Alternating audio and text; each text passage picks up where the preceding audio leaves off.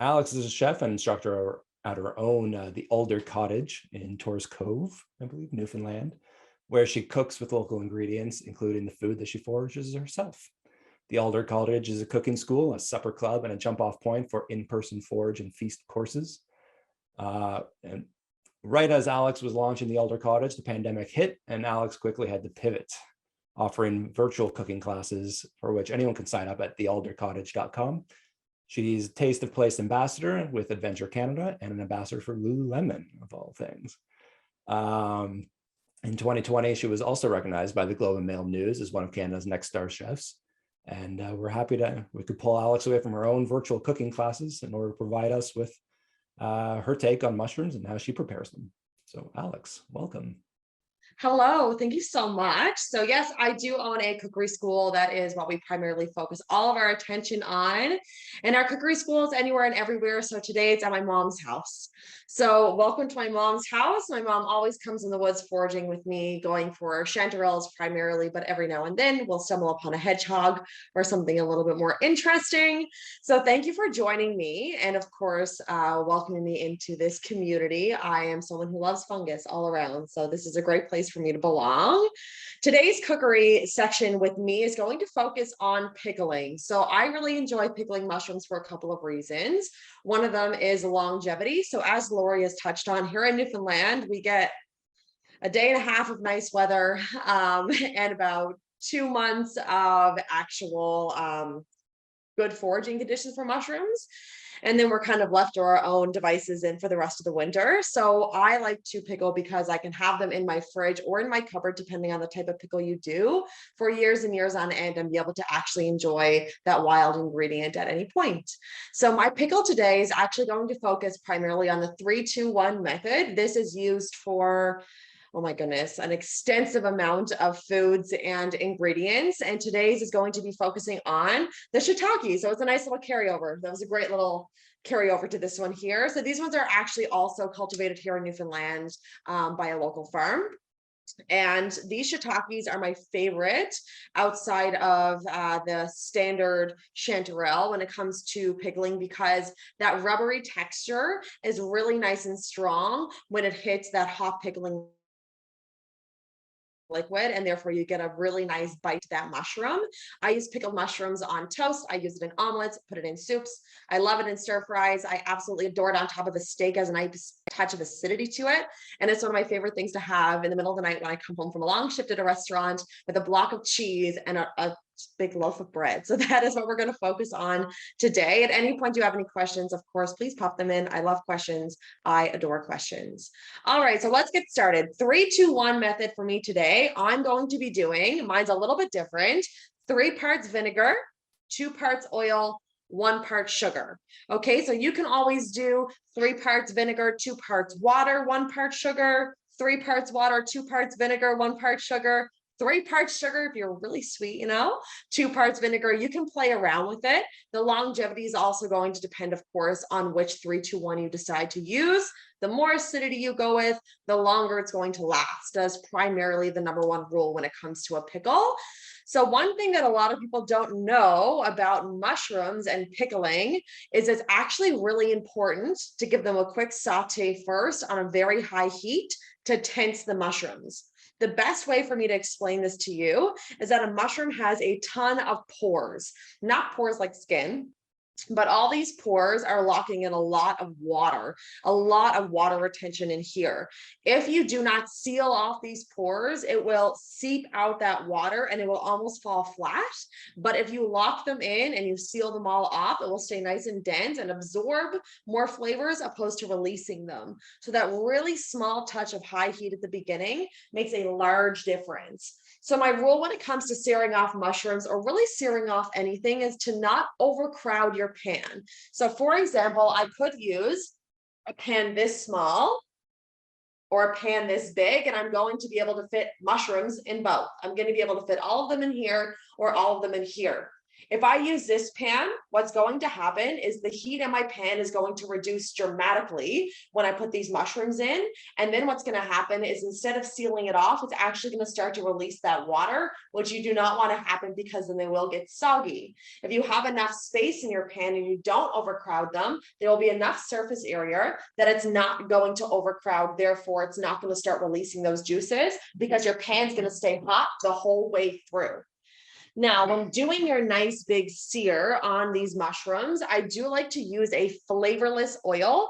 Now, a lot of people think olive oil is flavorless, but after working in Italy for a year, I have learned very quickly that olive oil is never meant to go over a medium heat. If it goes over a medium, about a 6 out of 10, it actually burns the olive oil.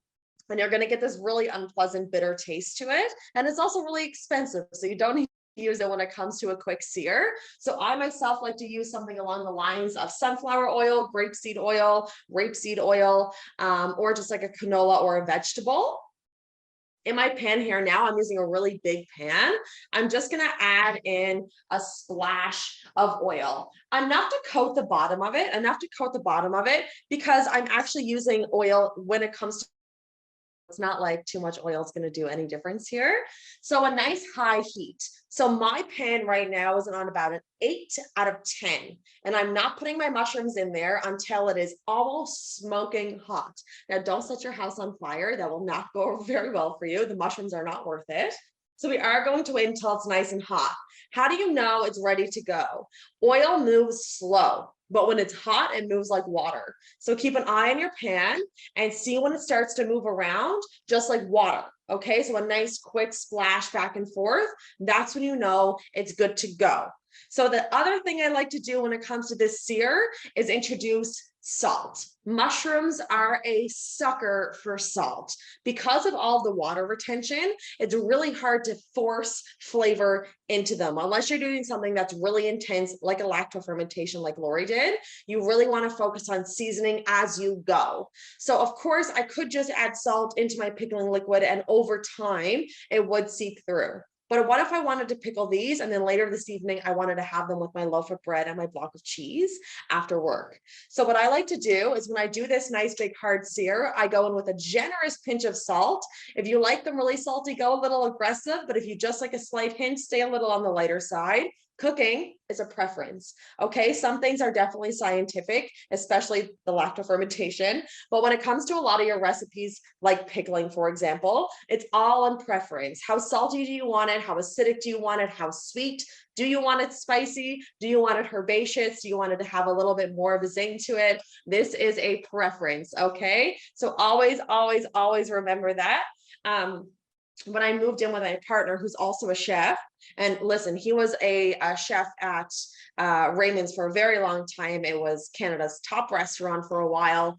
And I remember going over there and going over for breakfast, and I opened up his fridge, and all he had in there was a whole top row of just pickled mushrooms. And in the freezer was all bread. And then he had a stash of his chicken's eggs. So it just goes to show that chefs rely on this no matter who you are and where you are. All right, so my pan now is nice and hot. It's gonna go in right away. Here we go. We'll try to not set off the fire alarms. I do it all the time. A real chef at least sets them off once a week, and then go in with a nice pinch of salt. And I'm not gonna do this for very long. We're talking 30 seconds, maybe. Okay, I'm just looking to seal up those pores. Now, somebody asked, does it matter what kind of salt I'm using? Not really, no. Don't use any curing salts or anything. Just use a standard salt. It can be kosher, it can be sea salt, it can be pickling salt, it can be rock salt. It doesn't really matter. What I will say about it is just a heads up, fine salt, like iodized salt, it's saltier salt. I know that sounds ridiculous, but it's saltier salt. So 1 teaspoon of iodized salt almost going to yield to about 3 teaspoons almost of like a coarse kosher salt, for example. It's finer, therefore it covers way more surface area. Yeah, I'm leaving my stems on my shiitakes. I'm leaving my stems on because they're done already. Right into a mason jar. Mine is also sterilized. I leave my stems on shiitakes, especially for a pickle. I really like how they hold their structure. Now, some people like to take them off and use them in stocks. And if they were huge kind of wilting stems, I probably would. But these are gorgeous, gorgeous local mushrooms. So I'm happy to leave those on. But once again, it's a preference. If you don't like the texture of the stem, don't leave it on. It's that simple. Okay. It's always important to not try to get too focused, not too caught up on the logistics when it comes to like freelance cooking, especially something like this. So listen to what you like here. All right, I did. So I just took my little spatula here, my little pair of tongs, and I just moved them around in the pan just to make sure that every area of the mushroom touched that hot oil. So they were in there for less than a minute, and I just put them into a mason jar. You can leave it half full. You can pack it all the way to the top. It all depends on how many mushrooms you have. If you're doing this for preservation reasons, I would definitely pack in my jar just because I'm going to have to bring the liquid to the top anyways. So I might as well have more mushrooms in it. I'm going to be eating these later today, so I'm not worried about that. So all of my mushrooms lightly tossed in some salt and nice hot oil just to seal up those pores. That is step one. I also do this with chanterelles, but chanterelles are like a waterfall. They have so much water. So high heat and 20 seconds maximum in a pan, for example. Very important. Hedgehogs, they can go a little bit longer in the pan because they don't have as much water retention. Does anyone have any questions when it comes to the searing of your mushrooms before I move into your pickling liquid? I think I covered all the questions. I do have a question about the hedgehogs. So Yes. when you're using the hedgehog mushrooms, are you removing the little teeth? The teeth. No, I'm not. And that's mainly because I really like they pepper their way through. I really like how they fall off. And then when I have them on my toast, you get a little touch of hedgehog everywhere.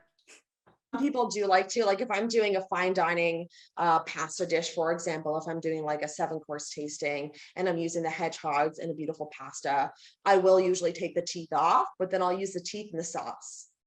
So I'll use the teeth in like the sauce and blend it so you can't see it, but the flavor is still there. But when pickling, no, I leave them on. I like to go a little crazy. All right, let's get into that pickling liquid. So the pickling liquid for me, like I said, I like mine to be a little higher on the vinegar side. I like acidity a lot, but for me, because I am using these on toast, I'm using them on charcuterie boards, because I eat these just as they are out of the jar, I like to go with an oil-based opposed to water. I just find that the water can kind of sog things opposed to, well, put it this way. Would you take a piece of bread and dip it in oil? Yes. Would you take it and dip it in water? Probably not. All right. So that's why I choose to use oil. But you can absolutely, if you're in a pinch and all you have is water, go for it. So I have just a standard size pot here. I like to heat up my liquid just to ensure that it cooks the mushroom the whole way through, especially because I'm leaving them whole. So I add my oil, my vinegar, and my sugar. Okay, that is salt. That would have been a disaster. Lori, I did that once. Do you remember that? We made cinnamon buns and I used salt instead of sugar. Oof, we tasted them before we served them, so we caught it. Well, we did it. They look very similar, so always be mindful of that. So get in there with your oil, your vinegar, and your sugar. Put it on the heat, and you're just going to look to bring it to a boil. That's it. Just a nice light boil. As soon as it boils, you're good to go. I did 2 cups vinegar, 1 cup oil, and a 1/4 cup of sugar. Is lobster mushrooms good for picking? Yes, I've only ever seen 1 lobster mushroom in Newfoundland in my life, and I didn't pick it. It was my mother-in-law. She found it. One, just one. I don't know. I don't even remember the time of year. I didn't think that they grew here. They are so good. It is crazy. I served lobster mushrooms at a vegan meal once, and I had so many complaints that I served them seafood, but I didn't. It was only mushrooms. Any other questions about your pickling liquid? So that is your basics. That is your staple. That right there is like the vehicle for the flavor.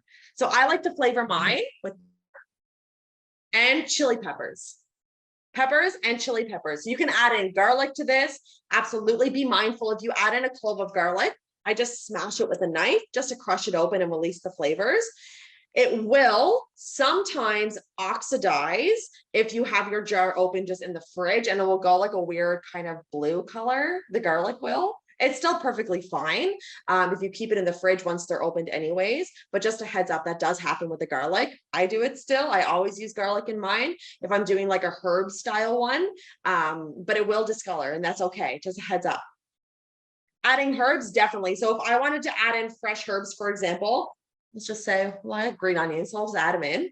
You can add them right into the jar like this. You can chop them if you want to, or you can leave them whole and just stick them in the jar that way. Maybe I'll chop some because I have a cutting board here and a knife. What But kind of I'm herbs going would you recommend? herbs.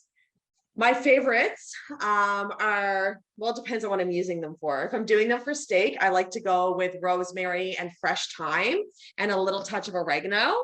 If I'm doing them for things like toast or omelets or eggs or anything like that, I do like to go for fresh herbs such as chives.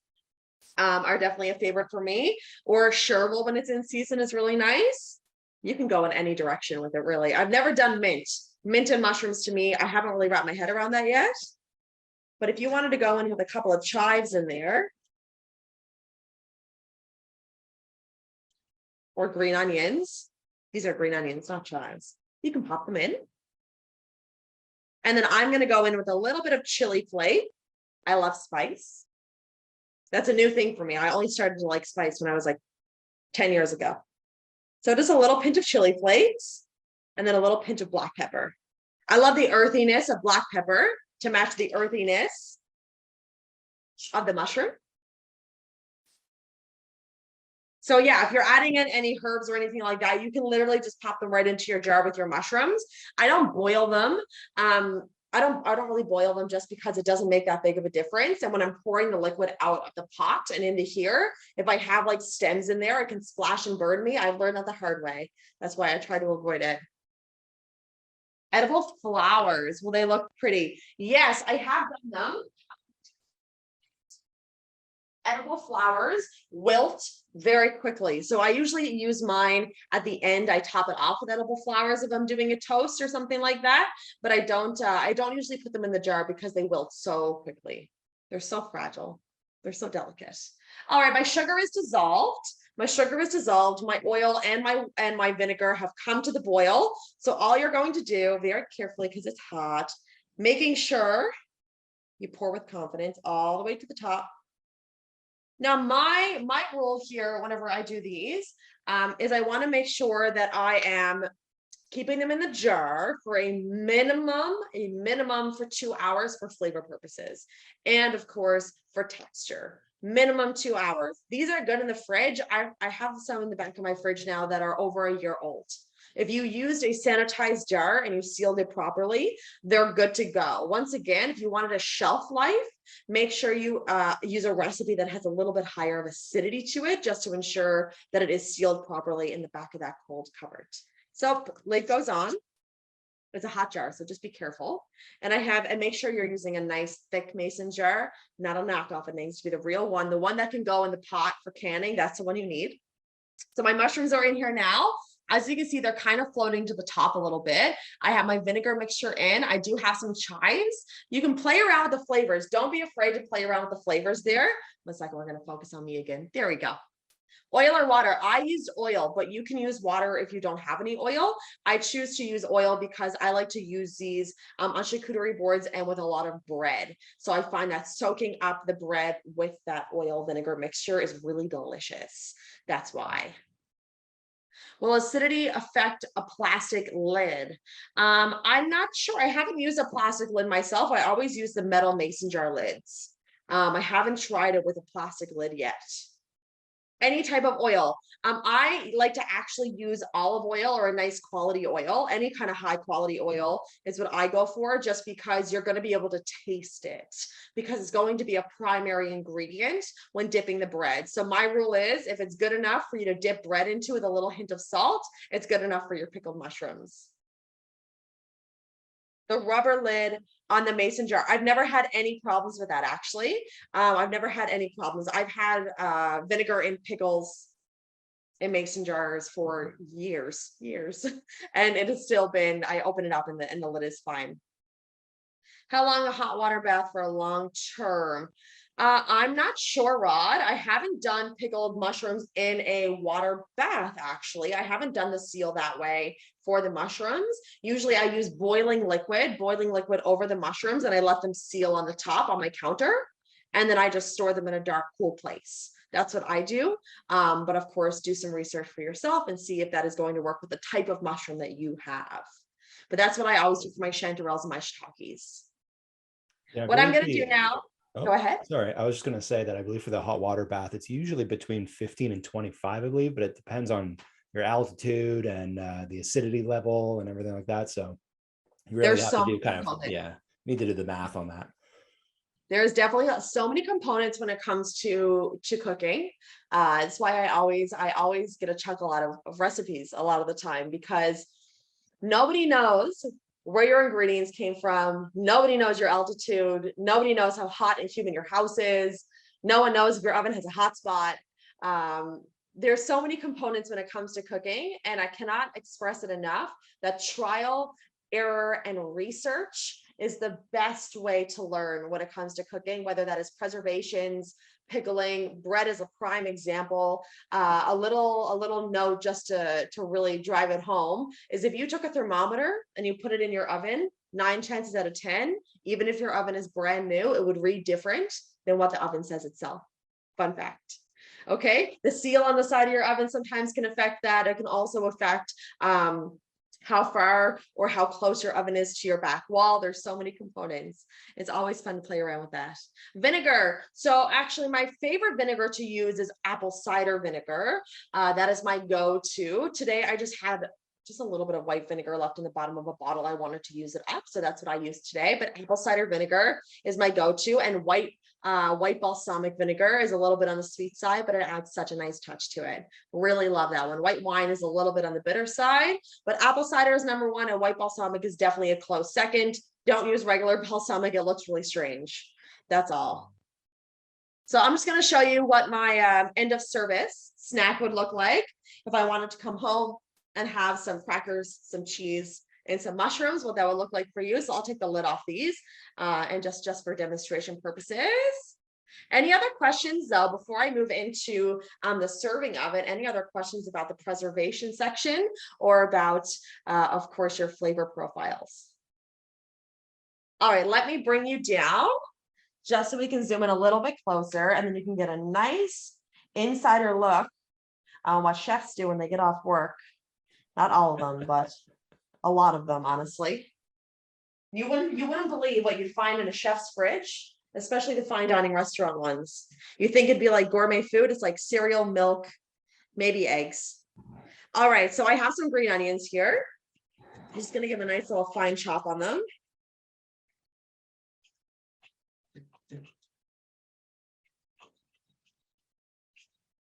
There we go. Fun fact about chanterelles as well here in Newfoundland: if you have a spot, no one will tell you where it is. Nobody. It's like a sworn secret of Newfoundland that we just don't tell anyone where all of our spots are. It's like you need to be sworn in or something. It's ridiculous. So I have some ricotta cheese here. I make my own ricotta cheese. It's my favorite way to use up milk that's going bad in my fridge. So I only buy whole milk for that reason. Making ricotta is it's very, very easy. And you can actually use, if you use a very high acidic levels in your pickling liquid, you can use your pickling liquid to make your ricotta too, and then use it with your mushrooms, and it's really just balanced the whole way through. So I have some ricotta here. I have my handy dandy Triscuits. So sometimes I'm really out there and I make my home. Listen, when you're coming off of a 16-hour shift, Triscuits can save you. So just a nice little handful of Triscuits, get some of my green onions in on the top. And then what I like to do with my mushrooms, you have options, right? You can easily just put the whole jar. It depends on how late you get home. Are you getting home at 1 or are you getting home at 11? Like if I was getting home at 1, there's no way these are coming out of the jar. The jar is going right there and I get a fork, and that's how I do it. But because I am not coming home from a 16-hour shift, I have lots of time to get into some nice plating methods here today. What I am going to do is take them out of the jar, make it really nice and fancy for you, and just put them right on top of my ricotta. There's a couple of reasons why I like to do that. One of them being is ricotta is fairly bland. Now you can flavor it if you make it yourself. I'm making this ricotta on my own. Absolutely, I'm going to use my mushroom pickling liquid.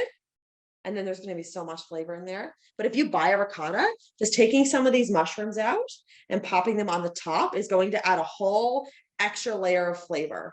because there's oils and vinegars and salts and chilies right now, all soaking into that ricotta.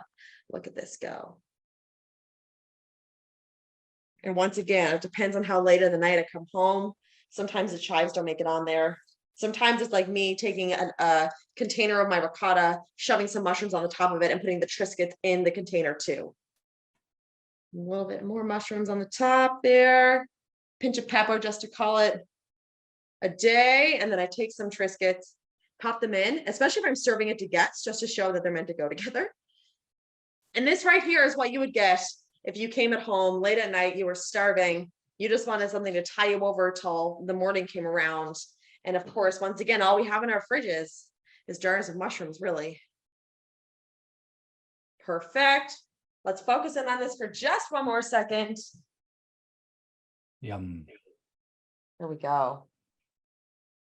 Your nice little mushroom dish. So once again, you can do this.